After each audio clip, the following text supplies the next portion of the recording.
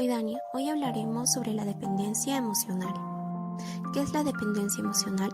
Es la necesidad afectiva de presencia o contacto de una persona hacia otra para cubrir diferentes áreas de la propia vida, la cual queda condicionada en función de lo que haga o deje de hacer la otra persona. Causas de la dependencia emocional: la baja autoestima y el autodesprecio. Tienen tendencia a depresión o ansiedad. Dispuesto a obedecer y ser subordinados de forma desproporcionada. ¿Se puede prevenir?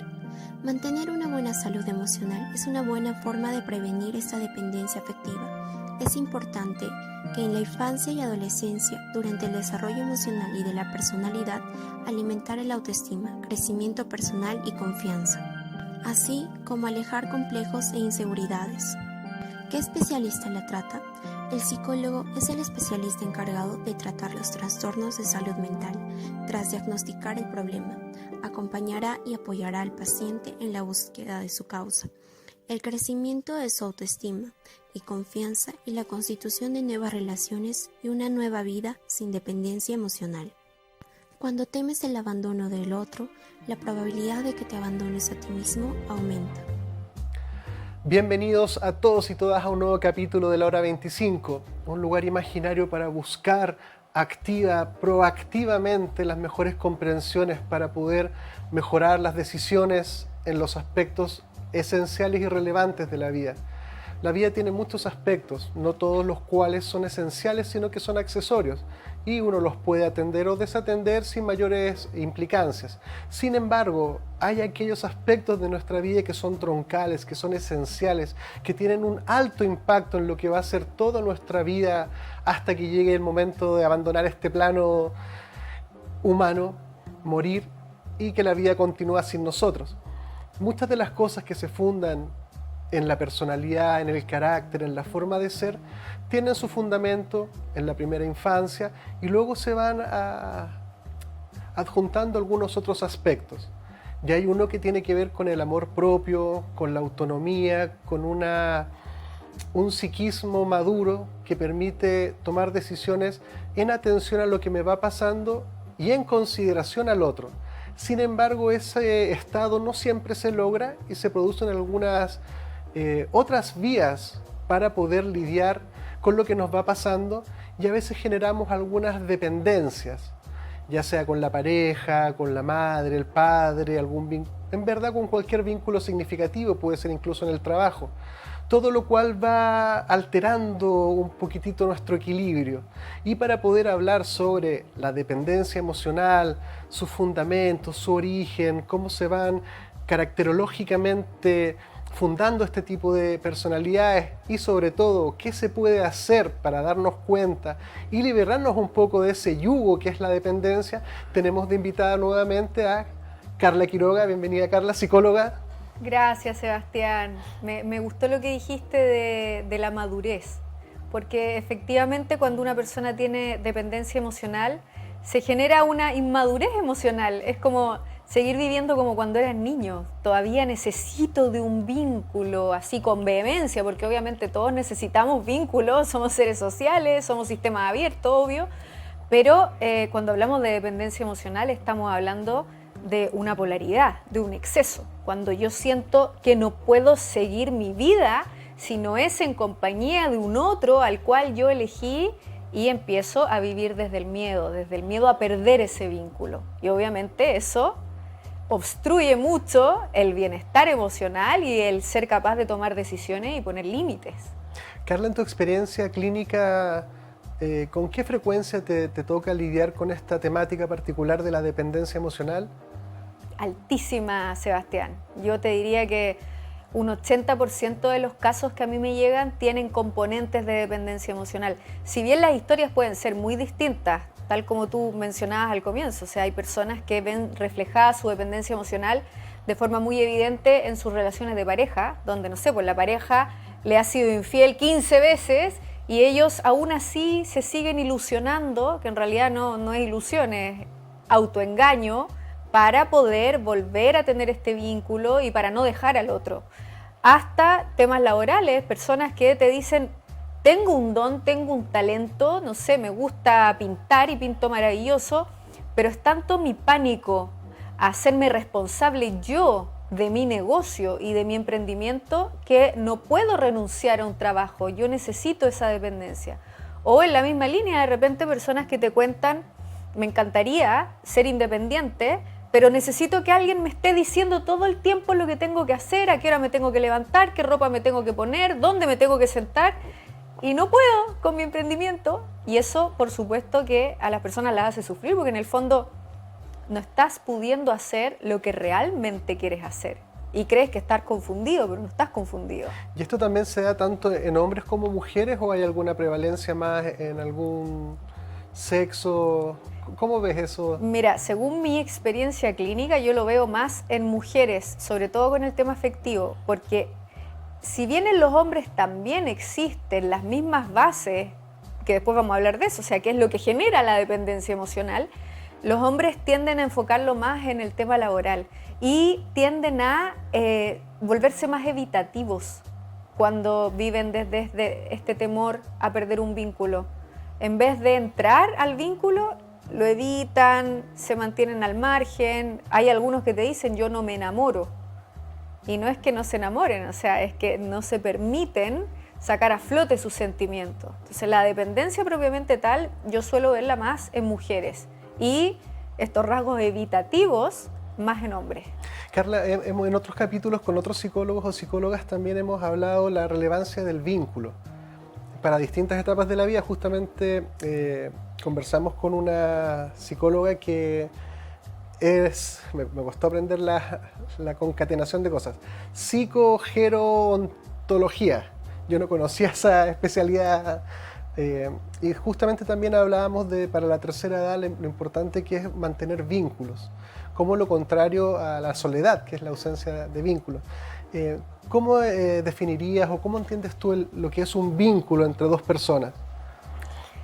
Yo creo que la importancia más radical de un vínculo entre dos personas es que el vínculo pasa de lo intersubjetivo a lo intrapsíquico. Entonces el vínculo es esta comunicación intersubjetiva donde yo me encuentro con un otro. Es como el camino del encuentro, donde yo por supuesto voy aprendiendo de este otro y me voy nutriendo. Y es tan relevante el vínculo que uno tiene en la adultez que puede llegar a cambiar tu sistema de apego de tu infancia. O sea, tú puedes tener, por ejemplo, un apego inseguro de infancia o un apego ambivalente. Y hay algo que se llama la seguridad adquirida, que eso está siendo estudiado, que antes no se le daba tanta importancia porque se pensaba como en algo más reducido a tu infancia, como que ahí ya se determinó cómo tú ahora vives tus vínculos y tus experiencias y percibes la vida. Existen vínculos que uno tiene en la adultez, por ejemplo, un vínculo de pareja significativo que puede llegar a cambiar el apego que tú tienes de infancia. Y a eso se le llama la seguridad adquirida. Es ahí la importancia de los vínculos que uno va construyendo después en su vida y no solamente en la infancia. Obviamente a muchas personas no les pasa y mantienen el vínculo desde la infancia hasta la tercera edad y se van de este mundo con el mismo vínculo inseguro quizás, el mismo apego inseguro.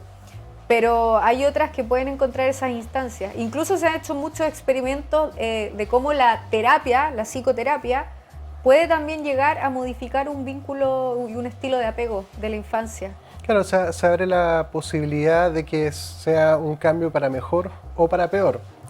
Por tanto, claro. Siempre yo creo que la recomendación, yo creo que hay alto consenso, es que la relevancia, los fundamentos se encuentran en la primera infancia, pero eso no significa que el camino haya terminado ni lo que ahí haya sucedido sea la última palabra en distintos ámbitos y tan relevantes y fundamentales como son los vínculos, que finalmente es como es difícil definir vínculo en verdad, así como mira, el vínculo es, pero básicamente es como la relación, a ver, ¿cómo lo podríamos describir? Eso es lo que de alguna forma tenemos en común, de alguna forma, que le da estabilidad a nuestra relación. Es decir, la forma en que nosotros nos vinculamos, nos relacionamos, puede ser caracterizada con cierta estabilidad, la cual puede ser descrita por un observador como puede ser, por ejemplo, más paranoide, más segura, más lúdica, más confrontacional, y todas esas características se pueden aplicar a cómo nos vinculamos. Todas esas cosas pueden ser evaluadas subjetivamente como positivas o negativas o armónicas, porque yo de repente digo, bueno, de repente hay dos caracteres medios belicosos, pero se llevan súper bien peleando, hasta cierto límite obviamente. Sí. Entonces, oye, este le grita, pero la otra le grita también, sí. Pero al final del día igual se quieren y se... Entonces siempre vuelvo a esto de que es cada uno el que especifica qué tan armónico es la cosa. Pero también, como tú dijiste delante, quizá lo más complejo es cuando la gente no se da cuenta. Porque claramente hay gente que dice, sí, ya yo soy mamón, por ejemplo, dice, sí, ya estoy todo el día pendiente de mi madre, qué sé yo, y lo asumo, ya, ¿qué tanto? Pero hay otra gente que no se da cuenta de que está cediendo autonomía, espacio, espontaneidad, creatividad, porque está subyugada, es una subyugación finalmente. Y eso pasa mucho con la dependencia emocional, que es lo que estamos hablando hoy. O sea, a mí me ha tocado, es como que se instalara casi un prejuicio incluso en algunas personas que piensan, no, yo no puedo dejar a mi pareja infiel porque estoy enamorada, porque lo amo. Entonces, ¿cómo tú me vas a pedir que yo le ponga un límite si yo siento amor? Y eso, no estamos hablando de bienestar emocional en un caso así, tampoco estamos hablando de amor. Pero es lo mismo que estás diciendo tú. No hay una conciencia real de lo que me está pasando. No entiendo por qué yo mantengo una relación de malestar, donde en realidad es lo más profundo y auténtico de mí, yo no quiero estar ahí. Yo no quiero estar con alguien que me trata mal.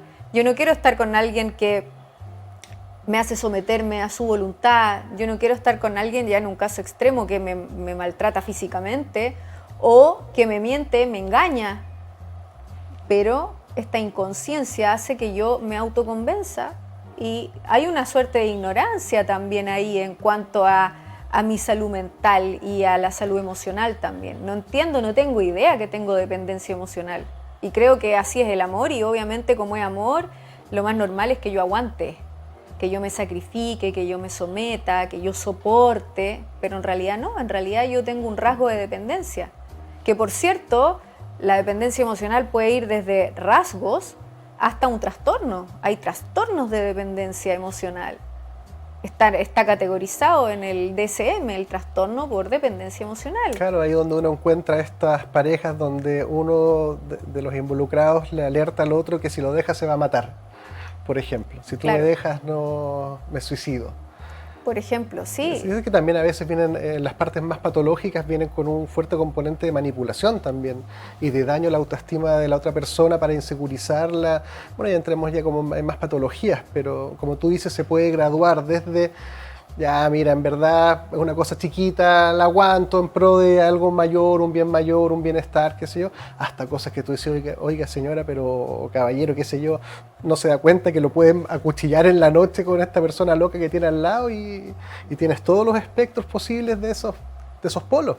Y de forma inconsciente también se van autoconvenciendo para tratar de mantener el vínculo, pero sin darse cuenta. No sé, a mí me tocó la semana pasada un paciente que llegaba porque estaba sufriendo mucho después de descubrir que su mujer le fue infiel. Lo descubrió porque le revisó el teléfono. Y cuando yo le digo, ¿y tú no sospechabas esto desde antes? ¿Te diste cuenta recién? ¿Así te sorprendió tu vida? No, me dice, sí, ella siempre fue así. Yo siempre la pillé hablando con otros hombres, hace muchos años. Y ahí es donde tú ves cómo el inconsciente va engañando a la persona. Entonces, lo más sorprendente es cómo van haciendo esta suerte de actos fallidos después para mantener el vínculo. Obviamente esta persona no quiere sufrir, esta persona le parece dañino estar con alguien que le es infiel, no le gusta, no es que lo disfrute, pero aún así él empieza a llevar la psicoterapia solito hacia la posibilidad de volver. ¿Y usted cree que si yo le digo que venga a terapia con usted, ella cambie y deje de ser infiel y se dé cuenta del hombre que tiene a su lado y vuelva conmigo? Y ahí tú vas observando cómo el programa es más fuerte que la voluntad personal. Porque él lo único que quiere es volverse una persona independiente y ser capaz de poner su límite y decirle, hasta aquí llegamos, tú tu vida, yo la mía, gracias por lo aprendido, que te vaya bien. A él le encantaría tener ese empoderamiento, pero empieza su programa a pugnar por salir, su herida emocional, de lo cual también podemos hablar, de la herida del abandono, cómo genera dependencia emocional. Y empieza a entramparse. Lo vi unos días después y él ya se había ido de la casa, o sea, él la pilló y agarró sus cosas, se fue, pero empezó con este síndrome de abstinencia de la relación. Se fue a vivir con el padre y a los pocos días resulta que era muy incómoda la casa del papá, porque él no podía tener su pieza y su baño, entonces se tuvo que volver a vivir con la ex.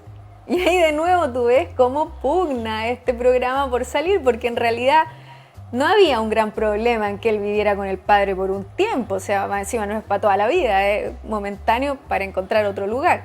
Pero no, era tan incómodo estar durmiendo ahí y no tener una pieza que tuvo que volver donde la ex. Y ahí es cuando después ya se entran en la relación de forma totalmente inconsciente. O sea, no me di cuenta en qué momento volví. ¿Cómo fue? ¿Y qué hago acá? Y ahora de nuevo me fue infiel. Y así se va desarrollando esto del programita, cómo va apoderándose de tu voluntad. Creo que es importante dentro de la psicología distinguir al menos dos aspectos que tú señalas que tienen que ver con las distorsiones cognitivas que empiezan a producirse, donde malinterpretan señales que para audiencias más grandes era como, pero es evidente que eso está malo, pero eso es evidente. Y ahí opera, esta es la distorsión cognitiva, donde la persona no lo ve tan malo, y lo otro que es el autoengaño, que incluso uno ha llegado a constatar en donde dice, no, pero yo incluso lo entiendo, porque yo sé que en verdad o esto... se culpan. Claro, y justamente todo este tema de la dependencia en algunos grados también conversan mucho con una autoestima muy disminuida. Entonces, de alguna forma, este otro es mi salvador y mi estabilidad ontológica, o sea... Y finalmente aparece esta como aritmética de decir, me hace mal, yo sé que me hace mal, pero me haría peor estar sin ella, o sin él, como fuera. Bueno, ese es el proceso de pensamiento por el que pasan los dependientes. O sea, es tan magnífico, está tan magnificada la sensación de angustia ligada a la soledad, que sienten que realmente son capaces de soportar cualquier situación en vez de volver a estar solo. Porque ahí es donde se les abre su herida de infancia. Entonces la herida de infancia funciona como un trauma. Si yo tengo un trauma, yo obviamente lo que menos quiero es volver a vivirlo. Y si yo tengo un trauma de abandono de infancia, que abandono no es un abandono literal, por cierto, o sea, hay muchas personas que escuchan la palabra y es como, abandono, me dejaron en un orfanato y mis padres se fueron o me dieron en adopción. No, eso también es abandono, pero ese es como el abandono más evidente. El abandono es la sensación de abandono. Yo puedo haber sido una niñita muy querida por mis padres y cuando estaba en el jardín infantil, por ejemplo, mis papás se demoraban en ir a buscarme. Y yo era la última niñita que quedaba sola ahí con la tía del jardín y no llegaba nunca, y me ponía a mirar el reloj que está en la pared y empezaba a imaginar que a mi mamá le pasó algo y que mi papá... Y eso genera abandono también, pues la misma sensación. Estoy vulnerable y sola frente a la vida, no puedo enfrentar una vida sola porque soy un niño. ¿Qué voy a hacer si mi mamá se muere? ¿Qué voy a hacer si mis padres desaparecen? Y lamentablemente cuando eso no se trabaja a nivel interno, por ejemplo con una buena psicoterapia, en la adultez siento exactamente el mismo pavor de perder un vínculo, porque es pánico, no es un miedito así donde no, después digo, no pasa nada, en realidad yo sigo mi vida, que es lo que haría una persona con un psiquismo, con una integración de esta independencia. Entonces, si hay ese nivel de pánico, obviamente eso va a interferir en tu vida y no vas a poder dejar vínculos por más daño que te hagan. Y ahí empieza lo que dijiste tú hace un rato, la distorsión cognitiva. Me empiezo a autoconvencer y puedo llegar al punto de culparme yo si el otro me hizo daño, ya sea que me golpeó, me maltrató, me fue infiel, no sé. Y yo voy a decir, no, sabes que en realidad yo la embarré porque yo debía haber hecho las cosas distintas, yo no soy así, no soy así. Yo lo provoqué. Yo lo provoqué, que también es bastante más común de lo que se piensa cuánto uno ve a las personas autoculparse de lo que les hicieron. En la génesis del carácter, por lo menos siguiendo el pensamiento un poco de Claudio Naranjo, que me parece por lo menos como una propuesta para entrar en la materia, hay muchas otras respuestas o miradas, pero Claudio Naranjo dice: el carácter es el primer mecanismo de defensa ante los primeros dolores. Entonces justamente cuando viene una herida, por ejemplo, emocional, en este caso particular del abandono, se genera como una coraza que es el carácter. Y este carácter, la primera función que tiene es impedir revivir ese dolor. Es decir, el carácter se estructura en la premisa de evitar reconectar con el dolor de la pérdida, como por ejemplo tú decías que no venían a buscarme. Claro. Que además también es muy interesante, y es ahí donde entramos en las subjetividades, que el abandono o cualquier cosa va desde lo evidente, que es decir, mi papá se fue, o sea, derechamente no lo veo hace 20 años, o sea, es evidente que me abandonó, a decir, no, yo incluso he vivido 20 años con mis padres todos los días, pero ahí aparece esto de que, bueno, pero entonces, ¿a qué te refieres con abandono si han estado tus padres? Y ahí uno dice, no, es que finalmente ellos no veían un aspecto particular de mí y yo crecí sintiéndome que no veían esto que yo quería específico. Entonces nos alerta obviamente de que siempre la comunicación es la mejor vía para ir indagando y descubriéndonos en el convivir. Porque yo no tendría por qué asumir que, por ejemplo, que tú tuvieras una herida de abandono si tú me dices que vives que tienes una excelente relación con tus padres y todo eso. Habría que tener un ojo clínico muy de psicólogo para ir viendo los pequeñitos señales que se van mandando, porque siempre sale algo en algún momento.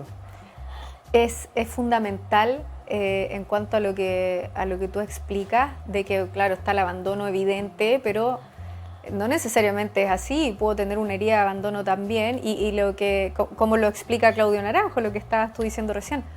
¿Por qué? Porque yo también puedo tener una herida de abandono por desconexión emocional. O sea, puede que mi papá haya estado en la casa todo el día, incluso que haya trabajado en la casa, pero estaba tan metido en su mundo, en su universo mental, tan desconectado, que yo aprendí que mi necesidad no era vista. O sea, mi papá ni siquiera se daba cuenta, por ejemplo, si es que yo me caía o si yo necesitaba algo, si yo estaba aburrida, quería salir un rato a dar una vuelta. Él estaba tan metido en su mundo que no hubo algo que se llama la conexión y la contención emocional. Si no hay contención emocional, al tiro se pervierte el vínculo. No voy a desarrollar un apego seguro, porque para tener un apego seguro yo tengo que saber que mi figura de apego está disponible emocionalmente y presente para mí, para lo que yo necesito. Entonces ahí perfectamente se puede generar una herida de abandono. Claro, porque no necesariamente la contigüidad es vínculo. No porque estemos uno al lado del otro podemos asumir que tenemos un vínculo. Usualmente pasa que somos seres sociales, pero como tú dices, pudiendo estar con mis padres todo el tiempo, mi figura cuidadora, qué sé yo, igual puede estar la génesis ahí de una herida de abandono. Y también porque a veces pasa que, por ejemplo, en la adolescencia a algún chico o chica le pasa algo y siente que sus padres no vieron que justamente en estas cosas medias adolescentes que son más tragediosas, y justamente cuando más necesité en mi vida de la compañía y que mis padres fueran los padres andaban trabajando en otra cosa y los padres a veces ni se dan cuenta que el hijo está viviendo una tragedia emocional de aquellas. Eso a mí me toca verlo mucho, Sebastián, en pacientes que de repente se acuerdan que cuando chicos le hicieron bullying en el colegio. Y uno les pregunta, bueno, ¿y qué hiciste cuando estabas sufriendo? O sea, tú llegabas a tu casa y ahí encontrabas esta contención, le contaste a tus papás, en otras palabras. No les conté. ¿Por qué no le contaste a tus papás? Y ahí es donde uno ve la desconexión emocional. No, porque mi papá estaba en otra, mi mamá no hubiera entendido, y en casos más desorganizados aún te dicen, no, mi mamá me hubiera retado a mí por yo haber estado metido en problemas. Entonces yo, con todo el miedo que le tenía, no fui capaz de decirle a mi mamá. Y pueden haber estado años siendo víctimas de bullying en el colegio y los papás nunca supieron. Porque claro, hay desconexión emocional. Y en cuanto a esto que decías tú de Claudio Naranjo, tal cual, todo el tema de las heridas emocionales funciona con algo que se llaman las máscaras. Entonces, la máscara de la herida de abandono, que es esta defensa que tú mencionaste, se llama la máscara del dependiente. yo, para evitar volver a sentir el vacío emocional, el dolor del abandono, me vuelvo una persona dependiente. ¿Por qué? Porque necesito aferrarme a quien sea y como sea para no volver a pasar por ese dolor. Porque cuando yo soy niño y siento el abandono, se siente como la sensación del vacío existencial. Así es como estoy solo frente al mundo, estoy desconectado de todo, estoy desconectado del todo. De repente se siente como si fuera un aburrimiento, pero un aburrimiento doloroso. Y eso genera la dependencia. Necesito de un otro para no volver a sentir esto, y genera mucha necesidad de ruido mental. Hay personas dependientes que se vuelven dependientes del alcohol, dependientes del carrete. Tengo que estar todo el rato en un ruido constante porque me da pánico encontrarme conmigo. No vaya a ser que vuelva a sentir un vacío interior. Y hay personas que se vuelven dependientes a la comida también, porque hay rasgos de ansiedad súper asociados a la dependencia emocional. Entonces, sí, claro, me defiendo dependiendo. Es interesante porque una simplificación extrema podría conducirnos a consensuar de que todo hacer que evite que yo me conecte con aspectos que son difíciles de lidiar, dolorosos, qué sé yo, opera como un mecanismo de defensa. Por ejemplo, los TOC, todos los rituales que tienen que hacer para evitar conectarse con la angustia, como tú señalas, el alcohol, las drogas, el comer, lo social, ir de compras, en verdad cualquier cosa. O sea, por eso que como la psicología no termina dando buenos como consejos paquetizados, porque uno termina, inevitablemente, tendríamos que verlo. Tendríamos que buscar justamente lo que es particular tuyo, que te distingue de lo otro, porque en verdad cualquier cosa, hoy en día las redes sociales, el teléfono puede ser un tremendo mecanismo de defensa. O sea, estar todo el día en la rapidez sobreestimulante de las redes sociales efectivamente puede tener un fundamento de impedir que me conecte. Te distrae, es una distracción constante, permanente, me voy de mí. Y eso puede tener consecuencias en cuanto a tu creatividad. Porque obviamente si me estoy distrayendo todo el rato, no me conecto, no me inspiro. No voy a crear algo, no se me va a ocurrir qué hacer, no voy a encontrar soluciones a mis problemas, sino que me estoy yendo todo el rato de mí. Me salgo. Y claro, obviamente a una personalidad más ansiosa le puede afectar más. Y pueden llegar a tener esto que se llama la nomofobia, que es el trastorno de me da pánico que se me pierda el teléfono, me da pánico perder... porque es como mi fuente de vinculación con el mundo al final. Es mi droga, finalmente. ¿Ah? Es mi droga. Es mi droga, exactamente.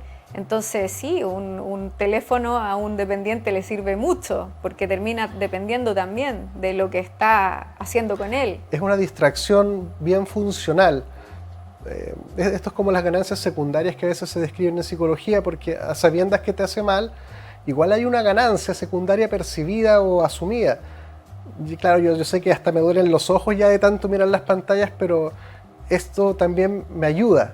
Tiene un beneficio para mí porque impide que me angustie aún más. Porque creo que es súper importante lo que tú señalabas hace un ratito de qué es lo que pudiera estar más a la base de la dependencia, que tiene que ver con una inseguridad ontológica. O sea, es decir, esta sensación como de incompletitud, de que en verdad yo no soy un ser completo si es que no estás tú conmigo, si no estamos simbióticos. O sea, es ese nivel de que la vida se me va, no puedo tolerar, es que la vida no tiene sentido, es pura angustia flotante, es que en verdad llega a ese punto ontológico del ser. Es un vacío existencial al final, más allá que de emocional, es un vacío existencial. De sentido finalmente también. Claro, muy profundo, y que hace que uno al final se pueda llegar a hacer daño a sí mismo a través de vínculos destructivos, de vínculos dañinos, de ser incapaz de poner límite al final en la vida, o de un trabajo, que es lo que hablábamos antes. Puede ser que estoy en un trabajo que me carga, y que esto también a mí me toca harto verlo en terapia. Personas que empiezan contándome que odian su trabajo. No soporto a mi jefe, no soporto su forma de ser, cómo me trata, cómo nos habla, cómo le habla a las otras personas. Y me encantaría encontrar un trabajo distinto para mí, me encantaría hacer esto otro, soy buena en esto. Bueno, pasan un par de semanas, estoy pésimo. ¿Por qué? ¿Qué pasó? Porque me echaron de mi trabajo. Uno no puede ser tan directo y decirle, bueno, pero tú odiabas tu trabajo, deberías estar contento, ¿no? pero de a poquito la misma persona lo va viendo y dice, en realidad yo misma dije hace 2 semanas que odiaba a mi jefe, que odiaba mi trabajo, que no toleraba hacer lo que hago, no me gusta ni el horario. Y ahora me echan y estoy llorando. Y claro, y no estoy llorando porque en realidad me di cuenta que lo valoraba. Estoy llorando porque tengo este rasgo de dependencia y me empecé a sentir solo frente al mundo. Y no entiendo por qué me siento así y me viene un vacío existencial profundo y me viene esta sensación que es tan desagradable y puede ser la oportunidad de tu vida para que te des cuenta que tienes una dependencia emocional y para que puedas trabajar en ella. O puede ser la oportunidad de tu vida para que hagas lo que querías hacer y que estabas tú mismo diciéndolo. Pero claro, ahí es como el punto crucial donde yo puedo volver a encontrarme desde ese dolor o donde lo puedo evitar aún más y ponerme a tomar, irme a una fiesta, olvidarme del mundo y se me va a repetir la historia hasta que yo decida ya mirar en mí, mirar de frente, entender lo que está pasando. Sí, porque finalmente cuando se estructura una personalidad, un carácter, justamente la caracterología va generando coherencias y expresiones, porque finalmente el que es dependiente, para seguir en esto, porque esto pudiera aplicarse a cualquier otra característica patológica, finalmente desarrolla una personalidad particular que vive todo vínculo, todo hacer, toda oportunidad, siempre en la recursividad de volver a esto del vínculo o del sinsentido. Por ejemplo, hay gente que se identifica con su rol en la empresa. Como, no, es que yo soy porque soy gerente, qué sé yo. Chuta, pero te echaron, pero sigue siendo la misma persona. No, es que yo sin esto ya no existo, porque en verdad yo era eso. Y finalmente hay un desplazamiento desde uno hacia un objeto o un sujeto. Es decir, no, yo necesito que él me diga a mí qué es lo que debo hacer. Y mientras él me diga que estoy bien, yo siento que estoy bien. Y realmente lo siente, o sea, realmente estoy bien, sí, va bien, gracias. Pero lo que no se da cuenta, dentro de todas las cosas, es que no está considerando cómo se siente en verdad él en su foro interno. Claro, lo que pasa es que este tema genera mermas en la autoestima también, y la persona deja de sentir que vale por ser él nomás. Valgo porque estoy acá, porque estoy viva y porque soy yo, listo. Si estoy en un trabajo o en otro, no valgo más o no valgo menos o no dejo de existir. Si estoy con una pareja o con otra o con ninguna. Y ahí hay un tema que también cruza la espiritualidad, porque si tú te pones a leer sobre meditación o sobre mindfulness, lo que todos buscan es llegar a ese punto donde tú te sientes conectado al todo y a todos sin necesidad de depender. Solamente por estar aquí. Es como, estoy, por lo tanto soy parte de. Y ya está, no hay problema. No tengo por qué sentir vacíos emocionales y no tengo por qué depender de que un otro me haga sentir vivo o haga sentir que yo valgo. Y eso es a lo que aspira muchas veces la gente cuando está metida en la meditación. Los mismos monjes budistas, o sea, uno puede ir a un templo budista y te van a dar una cátedra de dependencia emocional y de desapego. Y el desapego no es que no me importe nada y que yo esté abstraído fuera del mundo, es todo lo contrario. Soy tan parte de un todo que no me aferro a nada, porque ya no tendría sentido, ¿no? Claro, es una seguridad ontológica basal, pues que al final, vivo la vida con una sensación de seguridad nomás basal, lo cual es un factor también preventivo de salud también, porque justamente también pasa mucho que la gente dañada daña con quien se relaciona, porque esa persona que también puede ser, uno pudiera imaginar un caso de una pareja donde uno es dependiente y el otro es el dependido, no sé cómo se dice, inventé esa palabra, pero cuando tienen hijos también aparece una dinámica particular, donde en casos extremos, hasta si un hombre es muy dependiente de una mujer, si el niño hace que la otra persona se enoje y ese enojo es percibido como que está poniendo en peligro mi vínculo, es capaz de ir en contra del niño, porque el niño está haciendo algo que está haciendo temblar que esta pareja me pueda dejar. Imagínate todas esas dinámicas que se empiezan a establecer cuando llegamos a ya, más que rasgos, ya caracterologías ya más dañadas. Mira, puede sonar a locura y tiene mucho que ver con lo que tú acabas de decir, pero hay personas que sienten celo de los propios hijos, sin que los hijos hagan nada, no porque los hijos hayan hecho algo que signifique que mi pareja me puede dejar, sino que me ha tocado ver casos así, me ha tocado ver casos de madres con hijas que ven como este enamoramiento entre la hija y el padre, que es una etapa, que es una etapa normal de la psicología, y el problema es cuando esto ya se transfiere en el tiempo y se genera el tema de Electra y todo, pero dentro de una etapa es normal que la niñita con el papá tengan esta suerte de enamoramiento. Pero la madre se siente amenazada y siente que su pareja está más pendiente de la niña que de ella. Y esa madre puede empezar a generar una competencia con la hija, que se puede ver desde fuera como si fuese una envidia. Y ahí entra a vincularse desde la inmadurez emocional con su hija. Y no toma el rol de un adulto con un niño, sino que empieza a competir con la hija. Y en realidad en lo más profundo de su psiqui está esto, está el pánico a perder a su figura de apego el día de hoy. ¿Por qué? Porque seguramente ella tuvo vivencias en la infancia que le hicieron idealizar a la figura masculina y tengo que aferrarme a esta figura masculina y esta niñita me la quita. Y puede llegar a pasar algo así, aunque suene un poco loco, puede pasar que haya un tema de celo entre madre e hija. Claro, porque en la medida que una persona vive su vida en función a la conservación de este vínculo, incluso llegando a aceptar cosas como tú señalabas, hasta violentas o agresivas, golpes y cosas de todo tipo, cualquier cosa que ponga en riesgo esto, que es lo más importante para mí, es un enemigo. Y eso puede darse con vecinos, vecinas, hijos. Yo creo que el tema de la dependencia y la inseguridad es uno de los principales fundamentos para la violencia, el no ser capaz de lidiar con mi propio mundo y salir a golpear al otro porque yo siento lo que siento. O sea, yo siento rabia porque soy como soy y la culpable eres tú, así que te golpeo a ti.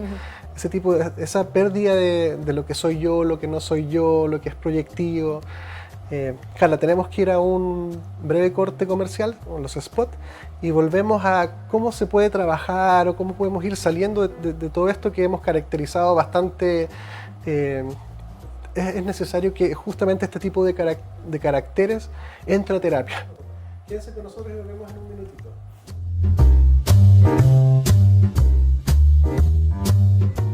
En Clínica Gastrosalud contamos con equipos médicos de excelencia y tecnología de punta para garantizar salud y bienestar a un excelente costo.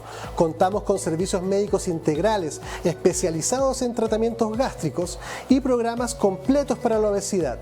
Realiza tus reservas de hora en la página www.gastrosalud.cl. En Clínica Apoquindo contamos con una infraestructura de primer nivel para ofrecer servicios de instalación de balón gástrico, pellet antialcohol, cirugías plásticas reconstructivas, cirugías estéticas, kinesiologías, psicología, psiquiatría, nutricionista. Visítanos en www.clinicapoquindospa.cl. Clínica Medical Home, líder a nivel nacional en hospitalización domiciliaria y servicios ambulatorios para pacientes agudos, subagudos y crónicos. Clínica Medical Home entrega a su disposición experiencia y trayectoria en salud a través de servicios especialmente pensados en las necesidades de cada persona, adaptando el concepto de comodidad a sus instalaciones y residencia mediante altos estándares de calidad. Visítanos en www.cmhchile.cl. Clínica Medical Home. En Logan Abogados contamos con profesionales altamente comprometidos con los intereses de nuestros clientes. Nuestro staff está capacitado para entregar mucho más que una asesoría integral y especializada, pues buscamos proporcionar la tranquilidad que sus intereses merecen y necesitan. Visítanos en www.logan-abogados.cl.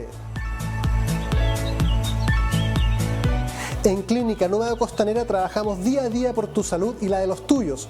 Contamos con una amplia trayectoria entregando salud y bienestar con servicios médicos integrales, gastroenterología, endoscopía, pellet antialcohol, programa de balón intragástrico, bioimpedenciometría, entre otras prestaciones. Visita nuestra página www.clinicasnuevacostanera.cl e infórmate de todas nuestras prestaciones.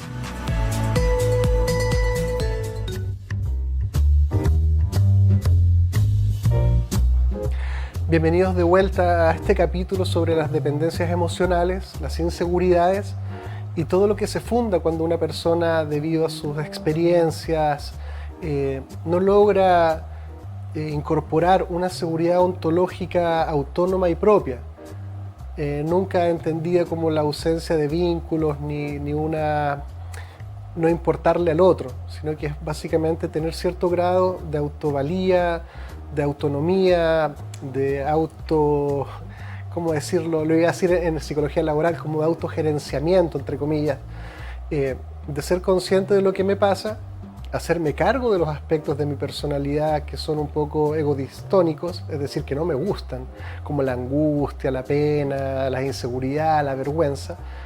Cuando una persona ha constituido un poco de seguridad, esos aspectos son integrables, pero cuando a ausencia de eso se genera la dependencia, es decir, necesito de algo distinto a mí, de un otro, todo eso empieza a tambalear.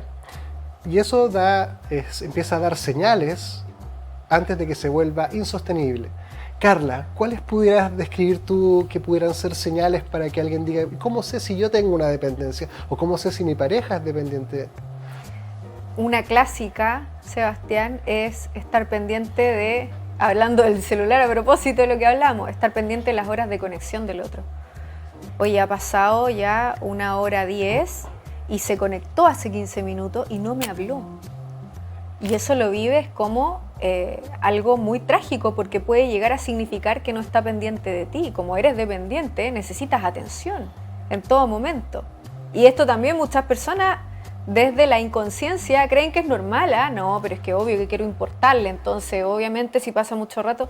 No, eso es un rasgo de dependencia. Y en la misma línea me hace recordar que hace poco tiempo, hace días en realidad, subí un TikTok, porque me hice un TikTok, no tenía yo.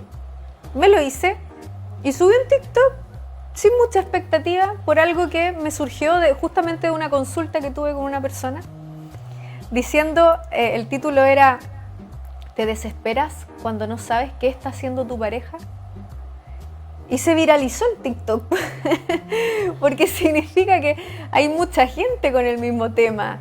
Y ahí yo hablaba de la dependencia emocional, o sea, esta persona que, tu pareja se va a hacer sus cosas, ¿ya? Se va a disfrutar de una tarde con los amigos, o va a una junta familiar y no va contigo, o va a jugar fútbol o lo que sea, que para él es un hobby, y tú estás todo el rato pensando qué estará haciendo, ¿será verdad que fue allá? No vaya a ser que me diga esto y en realidad... Y empiezo a revisar Instagram de los amigos, a ver si alguno subió una foto, para ver si en realidad está ahí, y por mí que tenga un GPS él conectado para yo saber dónde está y cuánto se demora en volver, y estoy todo el rato pendiente, y si pasa mucho tiempo y no me habla, puedo llegar a imaginarme de todo. Y creo que esa escena es muy decidora de una dependencia emocional. ¿Por qué? No solamente porque necesito al otro y estoy pendiente del otro y depende de él mi bienestar, sino que también porque te muestra que tú no te das una compañía a ti misma. Porque si tú te das esa compañía y no dependes de un otro, a ti se te pasaría el tiempo volando mientras el otro está haciendo sus cosas, porque tú estarías en la tuya.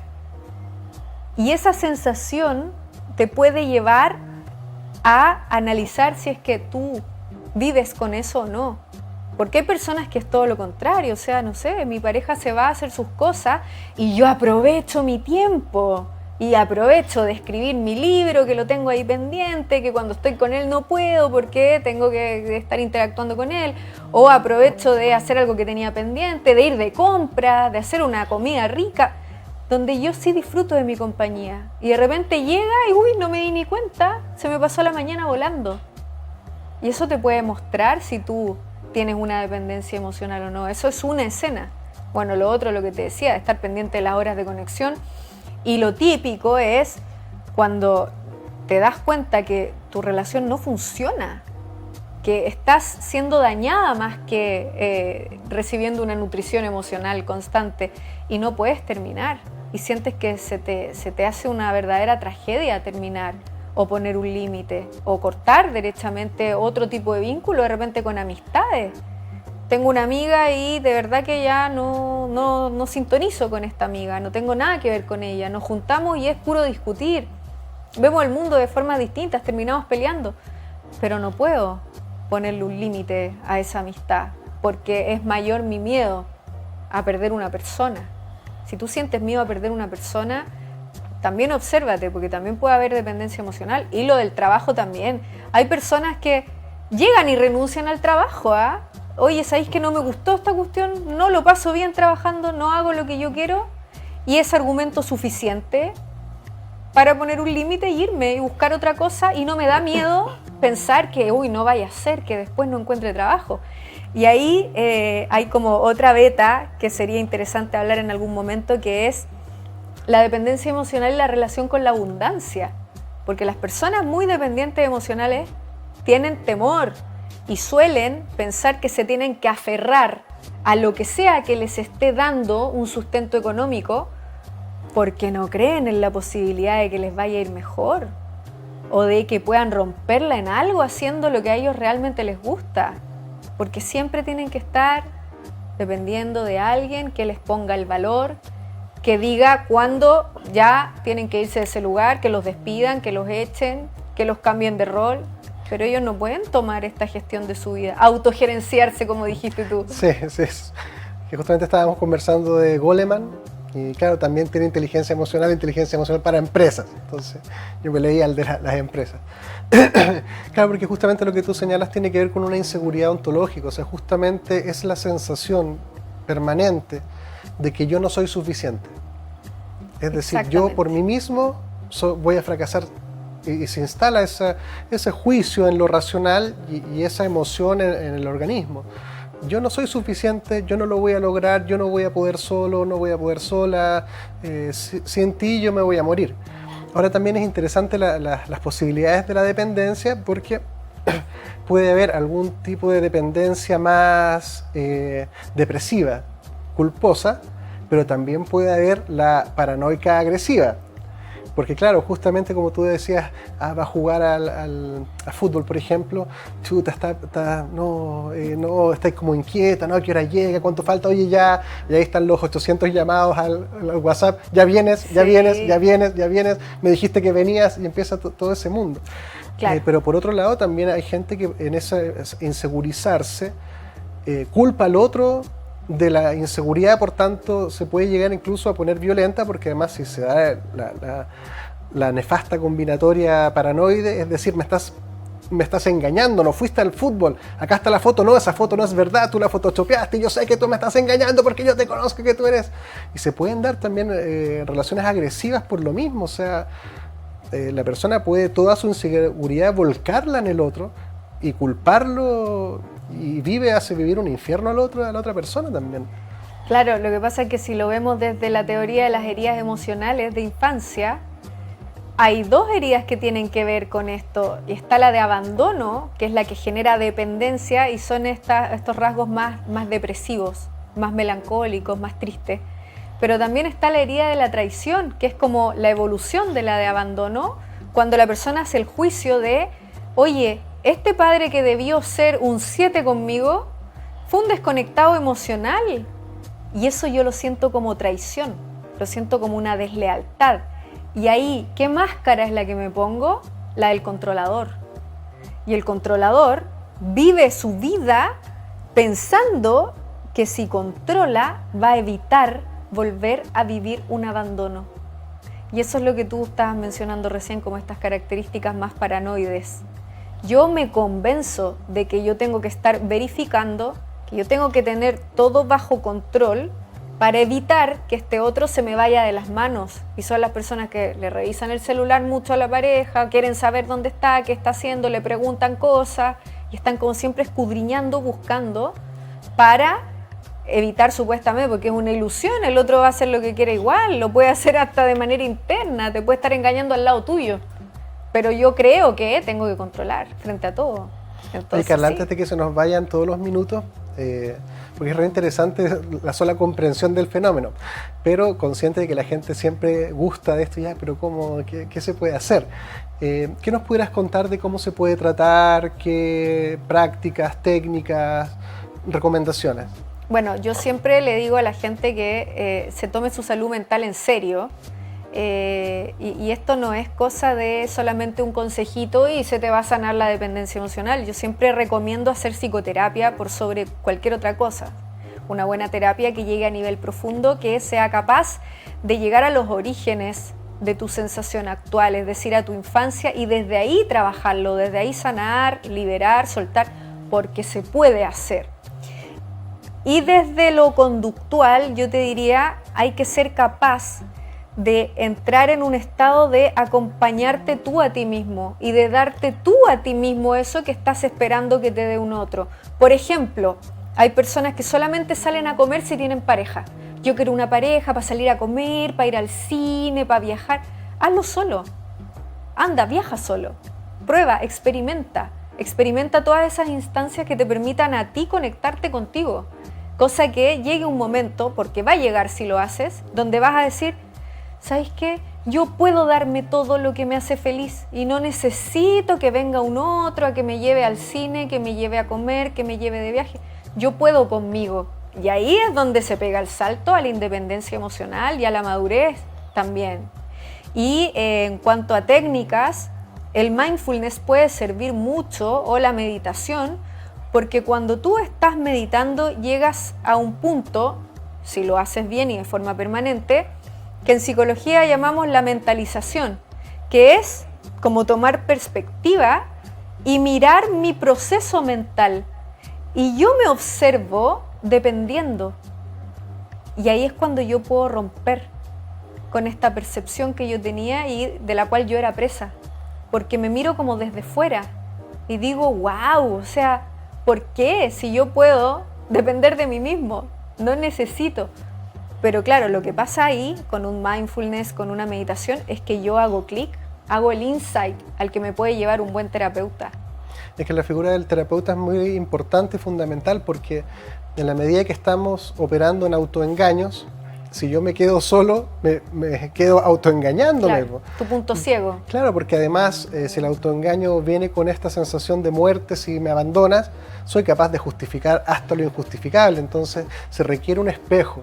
Claro. Como decía Freud, un yo auxiliar, mientras el yo se restituye. Porque finalmente uno esperaría que un desarrollo psicoemocional sano pudiera generar un monto adecuado, yo sé que no es cuantificable, pero de seguridad ontológica. Básica, mínima, no sé cuánto más, cuánto menos, pero que uno diga, ya me voy a buscar trabajo, yo me la puedo. Claro. Ay, bueno, terminé esta relación, yo sé que me va a doler, pero voy a encontrar otra. Eso es como ya cierto nivel de seguridad. Y lo otro también, como lo que tú decías al principio, a veces esto de invitar a la gente a experimentar cosas que contravengan sus juicios. Es decir, yo solo no soy capaz de pasarlo bien. Sale, ¿cómo lo pasaste? En verdad lo disfruté. Viste que quizá lo que tú piensas, si es posible, de ahí empieza el trabajo hormiga terapéutico requiere paciencia. Claro, ahí empieza la resignificación de tus experiencias. Y al final, cuando una persona trasciende esta herida de abandono, esta dependencia emocional, se dan cuenta que nunca estuvieron solos. Y eso es como el clic máximo. Nunca estuve solo, nunca lo voy a estar tampoco. Estoy acompañado de mí y del mundo en el cual estoy inmerso. Entonces, ¿por qué elegir como una persona en particular a la cual selecciono y con la cual me obsesiono para ser feliz? Esa es la mentalización. Lo veo desde fuera, lo observo, suelto y cambia mi percepción. Claro, es interesante también el mindfulness. Bueno, conversábamos de invitarte en otra oportunidad para abrir derechamente el tema del mindfulness, que a mí me interesa muchísimo. Pero justamente estas prácticas meditativas te dan a lo menos la posibilidad de a lo menos darte cuenta de cómo estás viendo el mundo. porque mientras no seamos capaces de ver eso, no hay mucha posibilidad de trascenderlo, desidentificarse, rementalizarse o cambiar los juicios maestros que algunos dicen también, de decir, quien nació creyendo que no era capaz de hacer nada, vive en un mundo que lo sobrepasa y todo es mucho para mí. Y es hasta que la persona ve que eso está ahí, que dice, es verdad, desde siempre ha estado así, y ahí uno empieza el trabajo paciente. Claro, hay que ser capaz de observarse uno mismo, de darse cuenta. No es que yo diga que es fácil, pero es un trabajo que se puede hacer. Y en cuanto a lo que yo te comentaba a un comienzo, existe algo que se llama la seguridad adquirida. Puede ser que yo en mi infancia no haya tenido un apego seguro con mis padres, que no hayan sido padres disponibles emocionalmente para mí, contenedores, que me hicieran reflejo empático, sino que padres desconectados, tal vez puedo tener hasta un apego evitativo. Pero según las experiencias que yo viva en mi adultez, existe la posibilidad de que yo cambie ese apego ambivalente, ese apego inseguro. Y es esta seguridad adquirida que me puede llevar a lo que estabas diciendo tú, a observarme a mí mismo, a observar mis procesos de pensamiento y a decidir. Porque ese es el tema, o sea, cuando yo estoy siendo como esclavo de mis programas o de estos puntos ciegos, yo no puedo decidir por mi vida. Yo voy en piloto automático. Entonces la persona dependiente, por ejemplo, que está siendo presa de este programa de dependencia emocional o de esta herida de abandono, como piloto automático decide quedarse en una relación donde en realidad no quiere estar. O decide quedarse en un trabajo que no le parece gratificante. O decide incluso vivir en un lugar en el que no quiere vivir. Porque me da miedo, por ejemplo, dejar la casa de mis padres. No vaya a ser que me vaya mal. No vaya a ser que no tenga el dinero suficiente para pagar un arriendo. Y ahí puedo seguir en la rueda eternamente y después lo más probable es que genere una codependencia con mi mamá y después me transformo en un hijo bastón de mi mamá y termino teniendo una vida que yo nunca supe en qué momento decidí. Carla, se nos acabó el tiempo. Muchísimas gracias por tan interesante conversación, bien de psicólogo, terminamos ahí volviendo a las raíces. Muchísimas gracias por venir, por aceptar la invitación, es un tremendo tema y queda extendida la invitación para abrir el mindfulness y todo el bienestar que por ahí se posibilita. Muchísimas gracias a todos los que nos sigan, síganos en YouTube, La Hora 25 Chile. Buenas noches a todos.